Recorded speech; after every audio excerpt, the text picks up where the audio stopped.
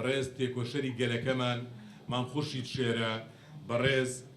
خوا لێ خۆش بوو شەهید فەڕەنسۆ هەریری و هەروەها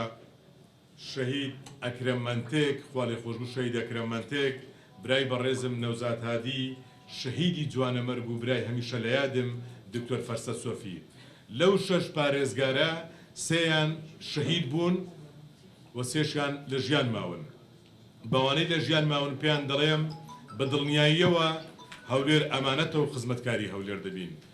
بە ڕۆحی ئەوانش بۆ ئاسوودەبوونی ڕۆحی ئەوانش کە ئامانجی زۆر گەورەیانە بوو لە خزمەت گەیاندن بە هەولێر پێیان دەڵێم هەولێر ئینشاڵڵا لە دەستێکی ئەمین دەبێتن و هەمان نەفەس هەمان دیدگا هەمان تێڕوانینی خزمەتکردنی ئێوە سەرمەشقی کارەکانی ئێمە دەبێتن و لە کارنامەکانمان و لە کارە جوانەکانی ئێوە بەشێک لە کارەکانمان دەبێت بە تایبەت برای کۆچکردوم دکتۆر فەرسەد کە ماوەیەکی کەم پارێزگاری هەولێر بوو بەڵام خەونێکی زۆر گەورەی هەبوو کارنامەیەکی زۆر گەورەی هەبوو ئامانجێکی زۆر گەورەی هەبوو بە شانازیەوە من لێرەوە ڕای دەگەینم بۆ خەڵکی شاری هەولێر ئەوە کارنامەکەی دکتۆر فرسەتەوە لە بەردەستمە هەوڵ دەدەین بە پشتیوانی خوای گەورە بە پشتیوانی هەموو یەکەکان جەڕیەکان بە پشتیوانی ئێوەش لەو ئەنجومەنە بەڕێزە کارنامەکە جێبەجێ بکەین و کارەکانی ئەو تەواو بکەین بەڕێزان خەڵکی کوردستان باش دەزانێت ئێستا ئێمە لە نێو کۆمەڵێک قەیران و بە تایبەت لە زەوتکردنی مافە دەستوریەکانماندان و لە بەغدا موچە و بودجە و مستحقاتی ئێمە بە جۆرێک لە جۆرەکان ماوەی چەند ساڵێکە تا ئێستاکەری لەگەڵدا بێتن زەوت کرایە ئێمە زۆر بە هیواین لە حکوومەتی هەرێمی کوردستان لەگەڵ حکوومەتی عێراقی بگەینە ئەنجام هیوامان هەڵچنیوە کە شاندەکانی حکوومەتی هەرێمی کوردستان کە بە سەرپەرشتی بەڕێز جێگری سەرۆکوەزیران بە بەردەوامی لە گفتوگۆدان لەگەڵ لایەنەکان هیوامان وایە بگەینە ڕێکەوتن تا بتوانین ئەوەی لە 2014 نەماتوانیوە لە هەولێر و کوردستان پێشکەشی بکەین دەست بە کارەکانمان بکەین و هەولێر جارێکی دیکە ببێتەوە وەشەی عەمەل بۆ خزمەت گەیاندن و هەر میوانێک ڕووی تێ بکە لە ماوەی چەند مانجێکدا گۆڕانکاریەکانی ببینیتن بەڵام بەوەش ناوەستین و حکوومەتی هەرێم ئیرادەیەکی بەهێزی هەیە تا ئێستا بەرگەی گرتووە بەرگەی زیاتریش دەگرێتن احتیمادی داخلی خۆی زیاتر دەکا بە ئیسلاح و چاکسازی و بە بەرزکردنەوەی داهات و بەکەمکردنەوەی خەرجی و بە ئیرادەیەکی بەهێزیشەوە لە سەروی ئیرادەی حکوومەتیشەوە سوپاس بۆ خۆڕاگری خەڵکی کوردستان و سوپاس بۆ خۆڕاگری خەڵکی هەولێر سنووری پارێزگای هەولێر کە تا ئێستا کە بە جۆرێک لە جۆرەکان ئەو پەڕی بەرپرسیارەتیان بۆ پاراستنی قەوارەکەمان ناوە و لە ئایندەش ئینشاڵڵا ئەو قۆناغە سەختە تێدەپەڕێنین بە گەشتبینیەوە ئامانجمانە خزمەتی گەورەتر پێشکەش بکەین بەڕێزان هێڵە گشتیەکانی کارنامەی ئێمە وەکو باسم کرد کارنامەی حکوومەتی هەرێمی کوردستان دەبێتن کە لە کابینەی نوێیەم لە پەرلەمانی بەڕێزی کوردستان دەنجی پێدرا و ڕێکەوتنی لایەنە سیاسیەکان بوو هێڵە گشتیەکانیشی لە دادپەروەری و لە یەکسانی و لە حکوومەتی هاوڵاتی و لە خزمەتگوزاری خۆی دەبینیەوە ئێمە لە ئەمڕۆوە فەرمانبەرێک دەبین لە چوارچێوەی ئەو کارنامەیە کارەکانی خۆمان دەکەین میکانیزم و شێوازی کارکردنیشمان وەکو پێشتریش باسم کرد بە دڵنیاییەوە لەسەر ڕێچکە و شێوازی برای کۆچکردوم دکتۆر فەرسەد دەبێ و لەسەر ڕێچکە و ڕێباز و شێوازی کارکردنی خزمەتگوزاریەکانی هەر 5 پارێزگارەکەی پێشوو دەبێتن کە بە خەونی گەورەوە ویسیان خزمەتی شاری هەولێر بکەن یەکەم ئامانجمان تیمی یەکگرتووە بۆ خزمەتکردنی دانیشتوانی سنووری پارێزگای هەولێر باوەڕمان وایە بە تیم ئێمە سەر دەکەوین تیمی ئەنجومەن و دیوانی پارێزگا تیمی قەزا و ناحیەکان تیمی فەرمانگە و یەکە کارجەڕیەکان بە باوەڕەوە بە یەک تیمی کار دەکەین و یەک تیم دەبین لە پێناو خزمەت گەیاندن بەو هەولێرەی کە زۆری شایەنە خزمەتی باشتری پێشکەش بکرێن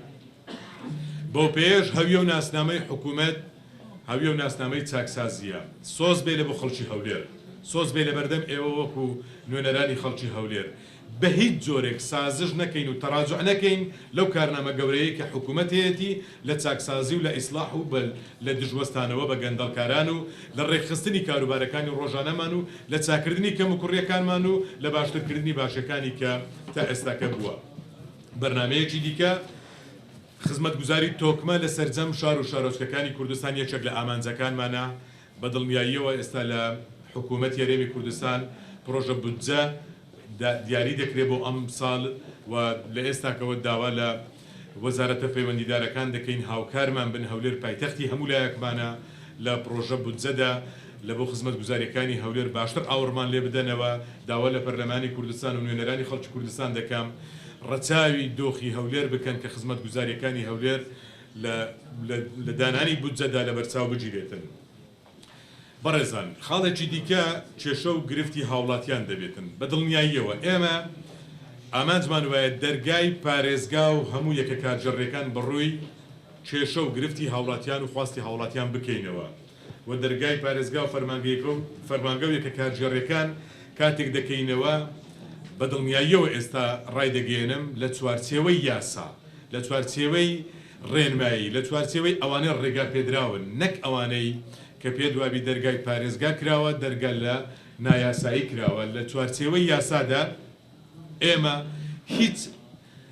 دیوارێک لە نێوان خۆمان و هاوڵاتیانی شاری خۆمان و گوندەکانی خۆمان و قەزا و ناحیەکانی خۆمان نایەبین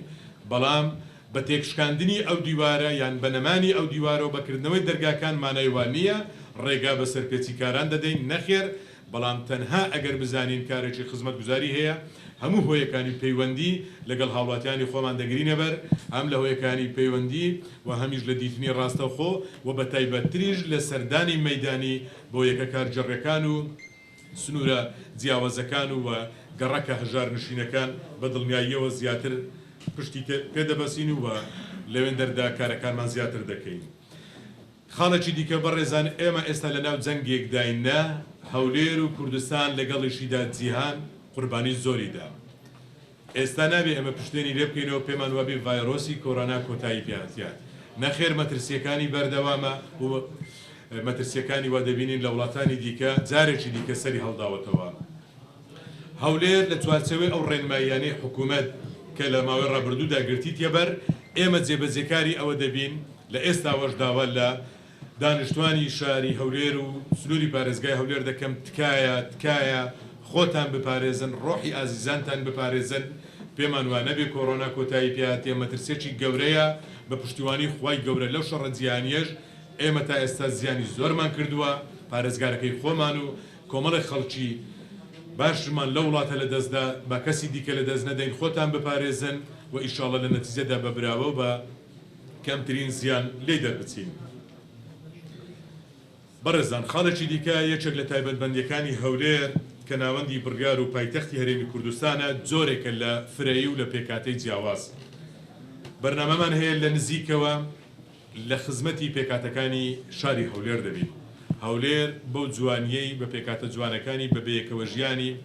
یەکێک لە جوانیەکانی خۆی نیشاندایە و لێرەوەش ئەمن دڵنیایی لە ڕێگای نوێنەرەکانی پێکاتەکانی کوردستان بە خوشکوبرایانی پێکاتەکانی کوردستان دەدەین لە خزمەتیان دەبین و ئەمە بەشێکی گرنگ لە کارەکانی ئەوان دەبین. یەکێکی دیکە لە خاڵەکان گەشتیاریە لە هەرێمی کوردستان و بە تایبەتیش لە هەولێر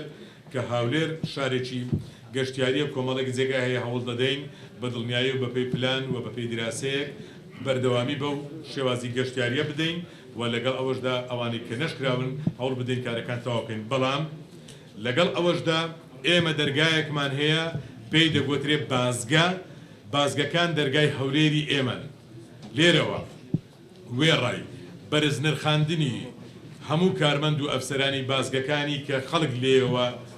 لە ناوچەکانی دیکەی عراقی و هەروە لە شارەکانی دیکەی کوردستان ڕوو لە هەولێر دەکەن